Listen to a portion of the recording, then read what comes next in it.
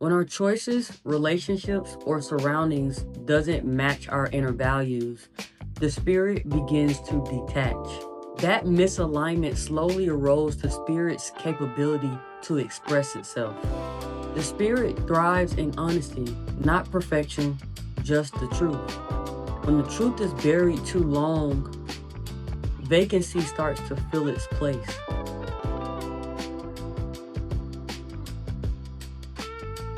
Hey guys, my name is B, back with another inner thought today. Today's inner thought for the day is soul versus spirit. I think that today's topic is going to definitely grab your attention. As you can see from other videos, my energy is a little bit different. It's definitely shifted. So I'm going to allow my spirit to be.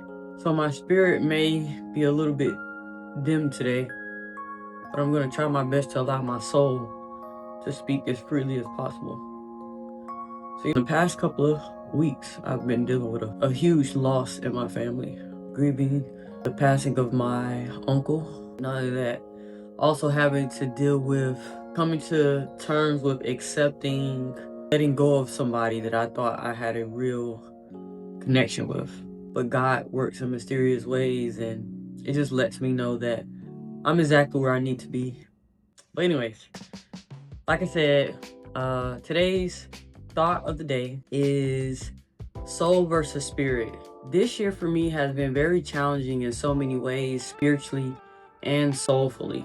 In so many ways, my soul felt like I couldn't breathe, felt like I was suffocating, just from so many heartaches, loss of friendships, but also deaths occurring or taking place. Me finding who I am and tapping into my purpose, trying to align with that so that my soul can operate from a space of understanding, compassion, and be able to process what's going on around me, within me, while my spirit is trying to just live in it and be free and explore without being bound upon limitations or restrictions.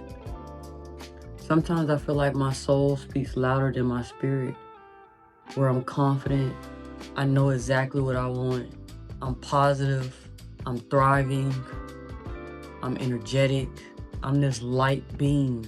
But then sometimes my spirit speaks louder than my soul, where my spirit is dampened, weakened, dimmed, drained, and I'm having to figure out what is around me, or what am I attracting, or what am I doing for me to keep experiencing these fluctuations. But then when you start to understand how they behave, the soul and the spirit, the soul cannot live without the spirit. It can't sustain. The soul is like water. Sometimes we forget we're just like water. We move, adapt, and change shape just to survive. When we're still, we reflect clearly. When we're still, we lose sight of ourselves. Water doesn't resist, it flows. It learns from its path, not its plan. And even when it disappears, it always finds its way back, rising, falling, and returning. Maybe peace isn't control. Maybe it's learning how to flow without losing who you are. The spirit is like fire. We all have fire within us. It can be warm or it can destroy, depending on how you tend to it. Fire needs air just like we do. Too much control and it dies. Too much fuel and it burns out of control. But when it's balanced, it becomes light, something that guides, not consumes. Maybe the goal isn't to burn brighter. Maybe it's to burn with meaning. Now I want to talk about the absence of the soul and the absence of the spirit. Here are some indicators where the soul starts to become absent. Number 1, emotional numbness. Excuse me today because I am doing my best. Empty numbness. The soul begins to empty when you no longer bear to feel. After too much loss, betrayal, and disappointment, the soul starts protecting itself by going quiet. Number 2, unhealed grief or suppression. The soul carries all of the stories we refuse to finish. Every goodbye, every silence that broke something inside of us. When we avoid those stories, they tend to harden us. Loss of love or connection. Love in any form is the soul's oxygen. When it's betrayed or when you stop thinking you're unworthy of that oxygen, the soul begins to contract or suffocate. But not out of bitterness, but exhaustion. The soul dims when it forgets how to receive. Number 4, living through others. When your worth depends on others' validation, you start abandoning your own center to orbit theirs. The soul can't survive long without belonging to itself. The soul leaves quietly when you stop choosing you. Now I want to talk about indicators that tells you your spirit is becoming absent or vacant. The absence of the spirit. Number 1, disconnection from meaning. When life becomes mechanical, every day starts to feel like survival, not living. The spirit begins to recede. We tend to stop creating, we tend to stop feeling awe, we tend to stop listening for the why behind our what. Number 2, suppression of truth. The spirit thrives in honesty, not perfection, just the truth. When the truth is buried too long, vacancy starts to fill its place. Every time we silence what we really feel, or to fit in, or to please others and avoid conflict, a piece of the spirit steps back. The soul is willing to bend. The spirit will eventually break when it cannot live in its truth. Number 3, emotional exhaustion. Grief, loss, burnout, betrayal. It doesn't kill the spirit, but it dims the spirit. It's not gone, it just wants to protect itself. So it goes quiet. It steps back. Sometimes the spirit sleeps until the heart feels again. Number 4, living out of alignment. When our choices, relationships, or surroundings doesn't match our inner values, the spirit begins to detach. That misalignment slowly erodes the spirit's capability to express itself. Number 5, silence ignored. Sometimes the spirit tries to speak through discomfort, intuition, or restlessness, but we drown it out with distractions, noises, and busyness. Over time, silence becomes a stranger. That's when the absence settles in, not because the spirit left, but because we stop meeting it in the quiet. The spirit doesn't disappear. It waits where you last felt still and at peace, calm, regulated. Now, here's a question for you guys that I want you to answer for yourself. So, homework. You got a little bit of a homework to do. You have an assignment today. Even if you don't get to it today, I think that this question will help in so many ways to tap into parts of you that are repressed, unavailable, absent, and maybe it can bring light to that. The question is, peace something we find, or is it something the spirit returns to? I think that the spirit is dying to return back to peace. After the soul experiences life, lessons, and all sorts of emotion, the spirit begs for the soul to return back to peace as a way to heal and balance itself. It's like the natural state that the spirit seeks after experiencing or navigating challenges. In a way, peace becomes both a destination and a reminder of your true essence.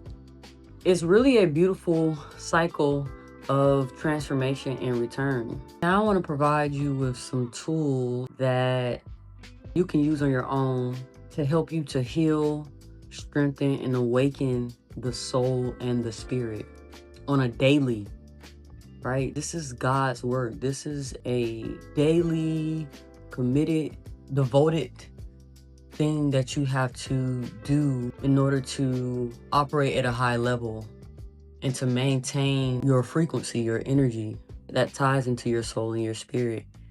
So I want to provide you with some ways that will be able to help heal, strengthen, and awaken both of those, your soul and your spirit. Number one, connect with nature. And that means you can go out into the wilderness, right? That is nature. Stillness, either through meditation or literally just sitting still, right? Reflecting. You can do it through prayer. Hobbies, if there's any sort of hobbies you have that will calm the soul and spirit. And last but not least, breath work. Breath work helps regulate your nervous system. Connecting with nature is what fills and reconnects you to something that is sacred. It literally can ground you and center you and bring you back to balance, to heal, right? You do that through healing your soul and spirit, and that will center you and ground you. Sacredness reminds the soul of why it's here. And moments where the noise quiets and your awareness expands. The spirit rises where the stillness lives. Number two, focus on your purpose. Purpose creates harmony. Purpose brings direction and meaning. While the soul wants to understand life, the spirit wants to live it. Reflect on your goals, reflect on your values, and reflect on the things that you care about the most. Number three, nourish the body. Get enough sleep, exercise regularly, eat a healthy and a varied diet, and stay hydrated. Number four, rejuvenate your routines. Avoid going through the motion by intentionally reinvigorating your daily routines. It's very important. Daily routines such as prayer, skin routine, skincare, self-care, physique, hobbies, and perfecting your craft. Number five, surround yourself with honest energy. Being around people that are authentic, gentle, and intentional reawakens the soul's softness. The soul mirrors the energy that is kept in. And number six, release control. Letting go of outcomes and surrendering allows the spirit to move freely. It took me a little minute to get through that, but I'm glad I did. I hope that this really speaks to your soul and spirit, and I hope that you can utilize these tools that I've provided that helps me on a daily. And there's always going to be work that needs to be done, but at least it will keep you living in your truth, operating at a higher frequency and in tune, and to help you to stay in tune with self. The spirit only wants to get back to self. It only wants to operate in truth. And now that you know that, then it has to be your mission. You have to make it your mission to find a way to do so, right? And that means living in the skin that God put you in.